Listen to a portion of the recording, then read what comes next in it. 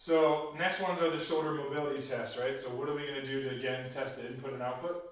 So our input tests are the thoracic wall drill that we talked about before. If you haven't seen the video, go to the input video on the overhead squat. Also looking at passive range. Again, this is where you'd have a partner or you as a trainer would do it.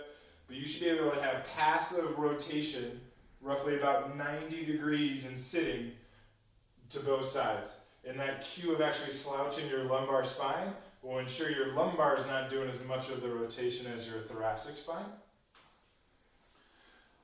The other ones that we're looking at are passive extension, where again, as a partner you would do this, but you should be able to get at least 70 degrees of extension, or almost all the way to 90, which you can see I can't do actively, without slamming the front of the shoulder into the ground, without having to cheat through extension of your spine.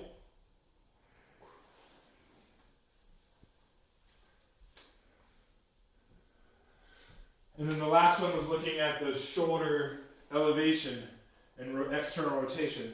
So if you remember when we do the shoulder mobility test, it's a combination of rotation as you go up overhead.